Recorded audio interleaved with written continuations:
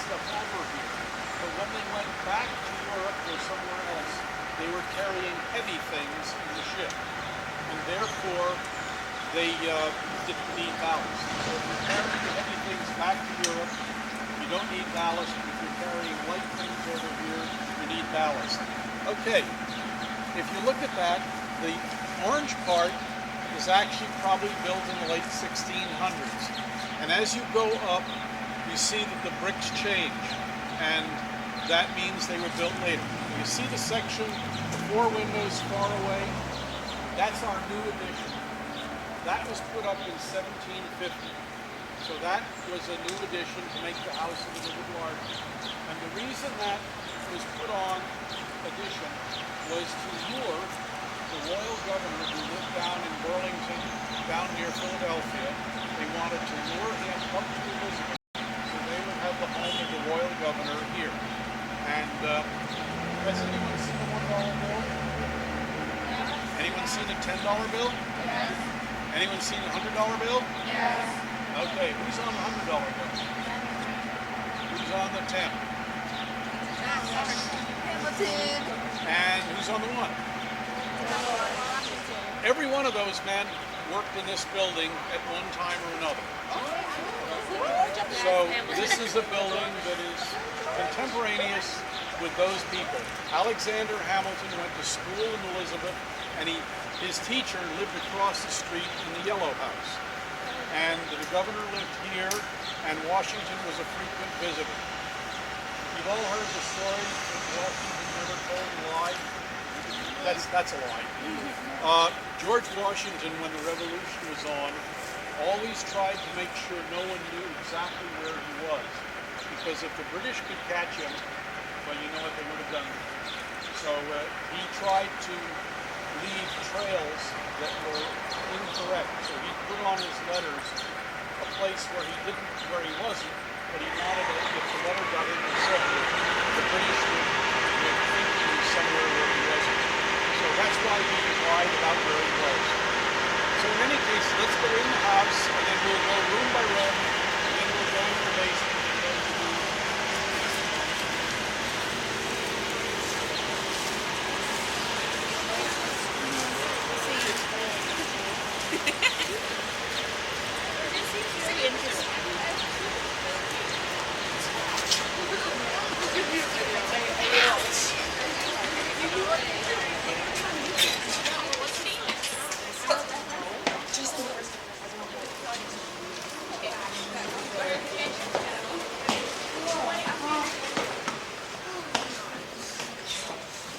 Okay, come on in.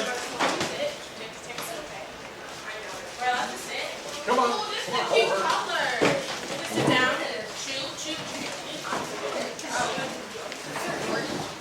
You can sit or stand. I'm gonna stand a little bit. 2 weeks. Yes. Ladies, stay behind.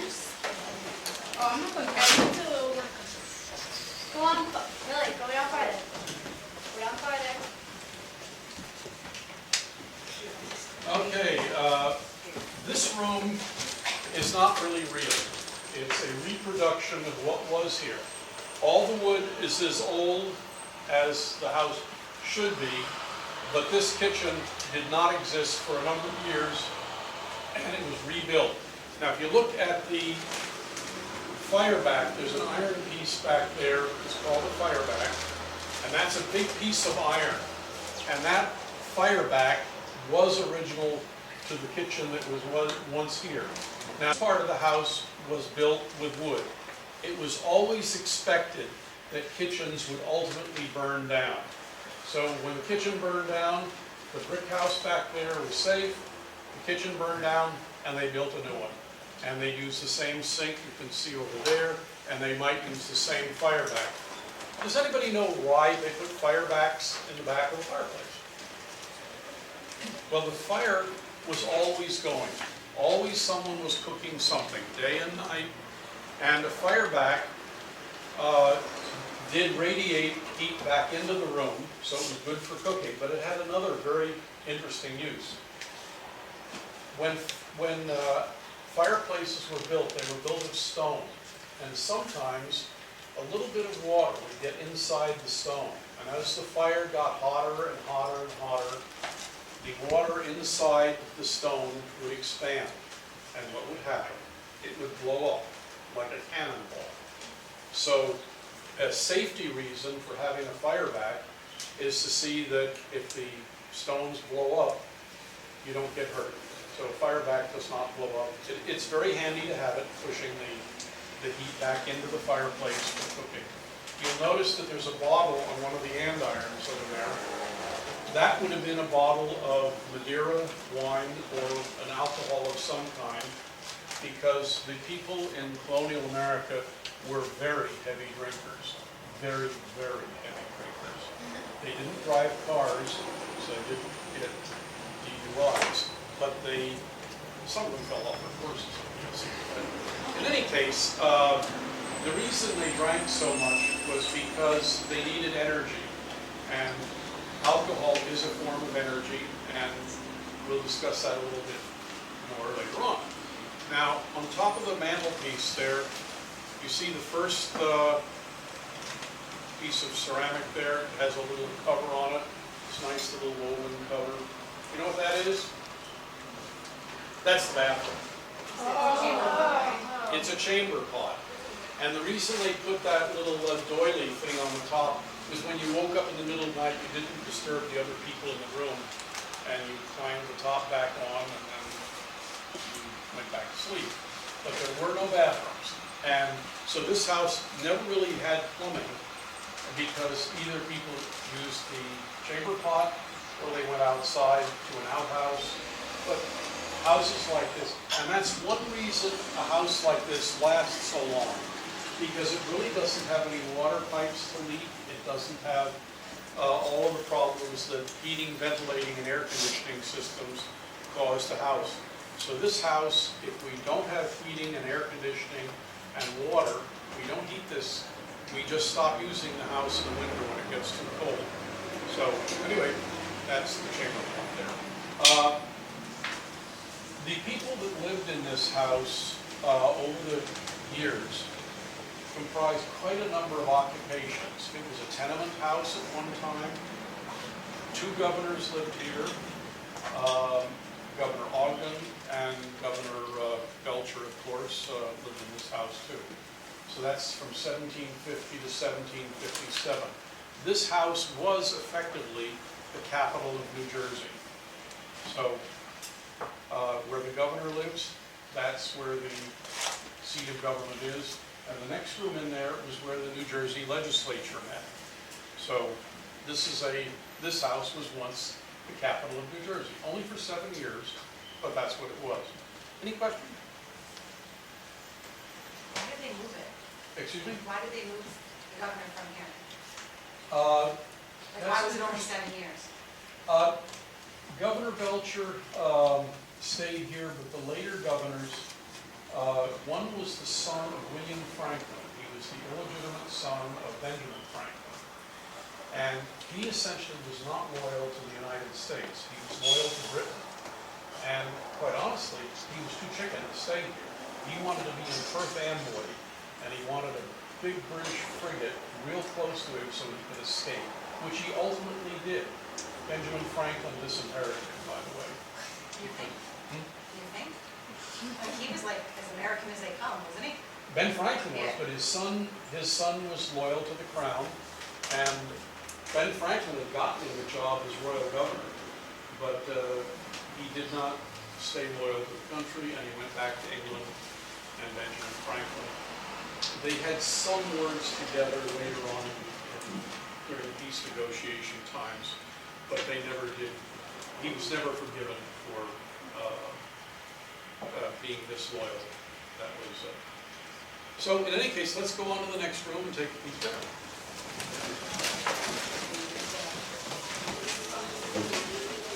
You see that right there? This one right there? Just remember that.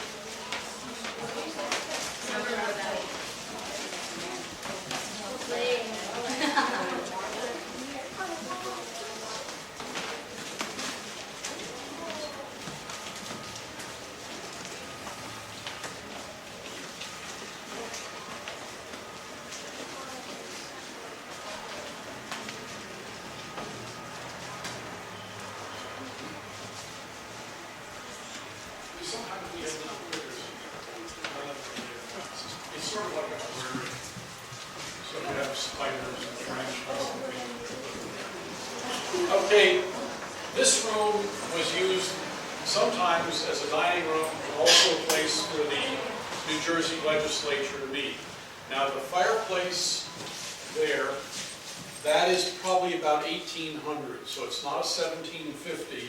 It's sort of like a newer fireplace. It's still a very valuable piece, and very many very fine homes in this country have fireplaces like that. You'll see pictures over the mantelpiece, and you see the one on the right. That's our right. That's the house being looted by British soldiers. And there was a party held here, and the British weren't invited, and they were very ticked off, because they were really after catching George Washington, who was here. And Alexander Hamilton was here, and a lot of other people were here, and the British wanted to catch them all, but they got a little late to the party, and what they did is they took all of the stuff in the house, they took it out right over there, and they burned all of the contents of the house. So that is why there really are no pieces of original furniture from that period in this house, because the British destroyed it. We have a picture over here, and now the picture doesn't really represent a real place. It's sort of an imaginary place. But the people largely in this picture were people who would have been, or many of them would have been at the party. So this kind of a house did not exist in North America. But it's sort of a fake painting. And of course, they probably made the women's dresses look a little nicer than they were, because during wartime in America, in the Revolution, people couldn't even get material of that quality to make dresses out of. So now we have an interesting exhibit over here. It's got lights on the bottom and lights on the top. If you have the lights on the bottom, you can see this is the streets as they are today that you see this way. And this is how it looked in the 1700s. So it's an interesting use of a map to show people, like if they had their house on such and such a, this way. If they had their house on one of these streets here, they could figure out what was there 300 years or 250 years back. Let's move on to the next room.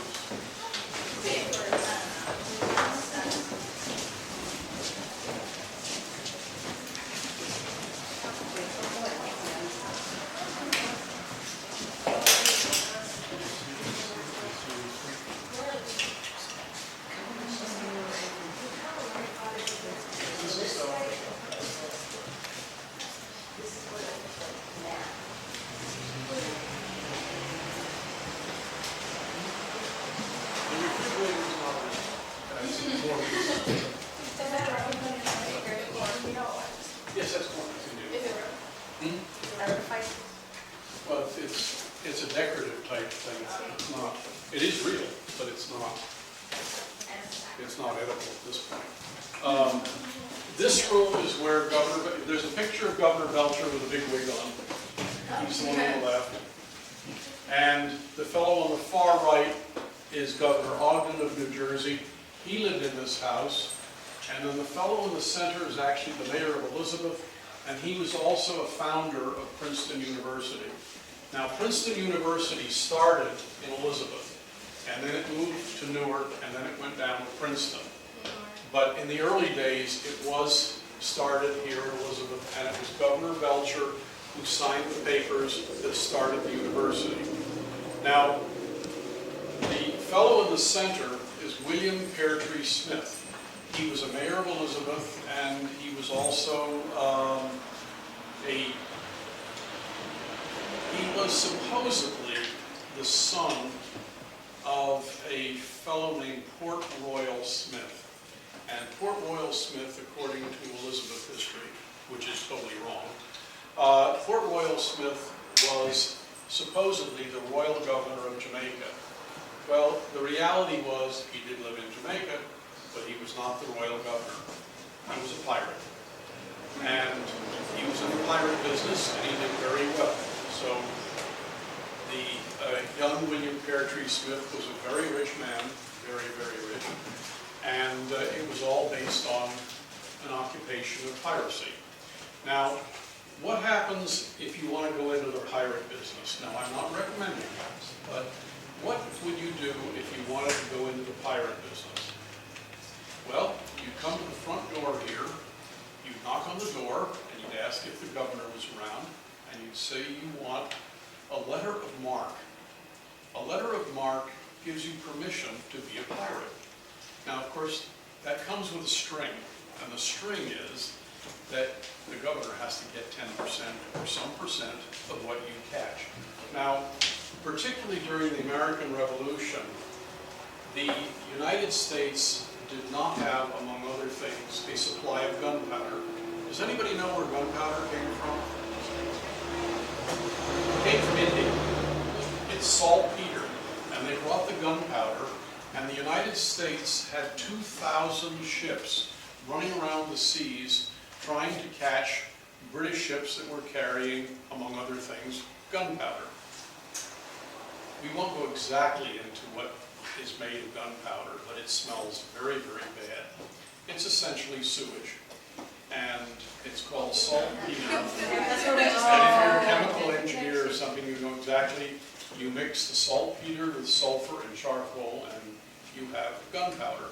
So in any case, you get this license to be a pirate, and if you come back and you share everything according to the agreement, everything is all right. Now, you can't catch ships that belong to a friendly nation, but in this case, catching a British ship was fair game. And American ships actually caught 10% of all of the British shipping, and that's where Washington got his gunpowder. And so you can see this was a good business. Now, a number of other mayors and people in Elizabeth went into the pirate business. We made pirate ships here in Elizabeth, and why is that a good thing for our history? The answer is that to be able to make a ship and service a ship requires an awful lot of talent. You have to be able to make rope, you have to be able to make sails, you have to be able to make iron, you have to be able to make copper fittings. Building a ship is a very complex thing, and you can't do it badly or else the ship will sink. And so, in any case, Elizabeth developed the skills and attracted the immigrants to Elizabeth that had the skills to work in the shipbuilding and manufacturing business. So maybe pirates are not a good way to start, but that's pretty much how we started. Now, this particular room, the woodwork in here is original, and have any of you ever been to Williamsburg? Yes. Okay, well, Williamsburg, they have a royal governor's palace there. Now, that is a total fake, not a Walt Disney fake, but it's made on the same plans as the original, but it is not an original building. It's a copy of what they think the building looked like. This is not a copy, this is the original. And this is one of the finest rooms in North America. One just like it is in one of the famous museums down in Delaware. The only difference is that head right there. Originally, the Prime Minister of England, William Pitt, his head was up there.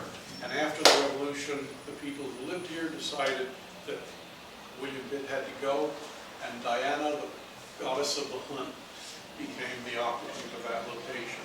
But, She's a Roman goddess. yep. Okay, now let's move on upstairs. So as you go in the room directly above here, watch it because it's, excuse me. This was Governor Belcher's library. Oh, that's what I see. Except for the furniture, the large portrait and the governor. Furniture's gone, it's all. But this was what the room looked like. You're not so happy. It was cool. Don't trip as you walk into the room up here.